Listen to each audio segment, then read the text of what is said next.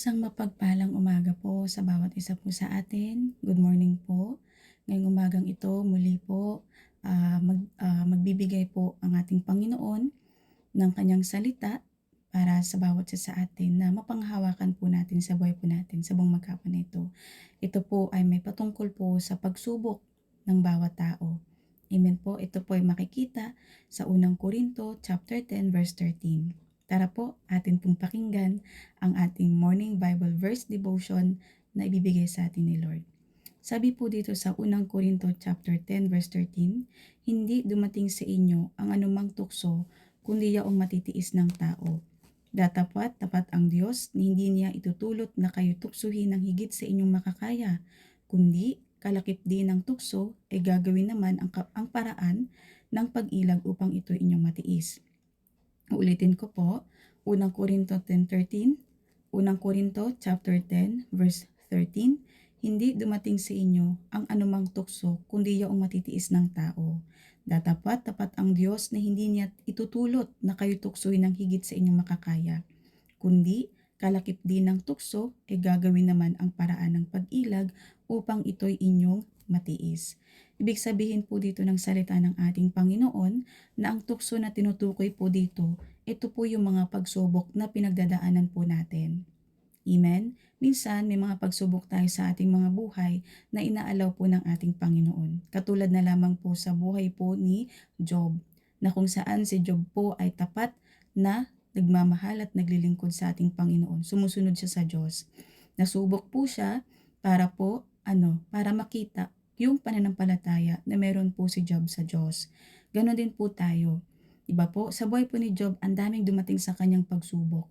Namatay ang kanyang mga anak, 10 namatay lahat. Maging yung mga ari-arian po niya nawala lahat.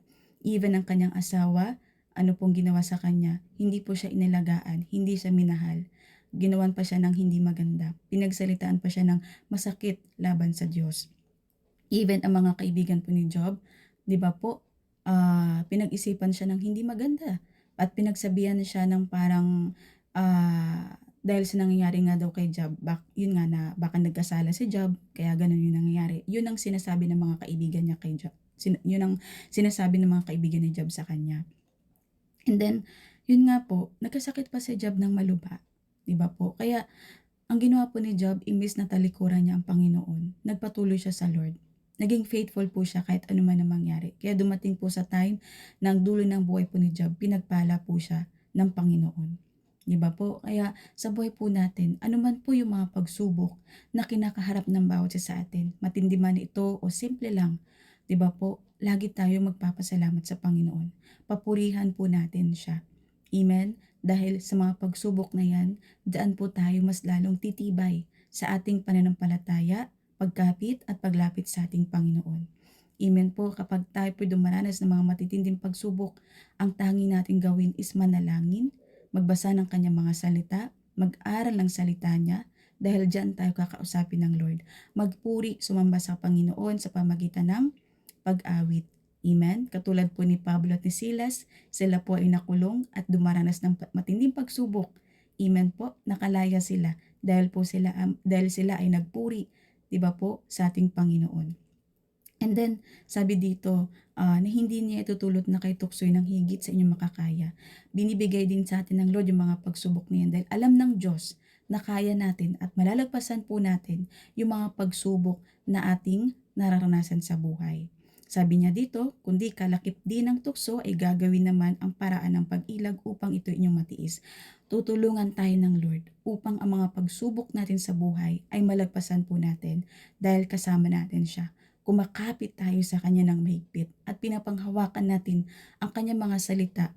'Di ba po na kailan may hindi tayo pababayaan? Dahil sabi po sa kanyang salita, if I'm not mistaken kung sa kawikaan or awit, na ang sinabi doon na ang salita niya ang mag-iingat sa atin, ang salita niya ang magbabantay sa atin. Amen po. Kaya salamat sa ating Panginoon sa umagang ito. Nawa sa mga dumaranas ng pagsubok, kapit lang kayo sa Lord. Huwag kayong bibitaw.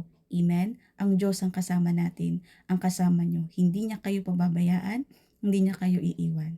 Muli, hanggang dito na lamang po ang aming morning devotion ni Lord sa umagang ito. God bless you po. Yun lamang.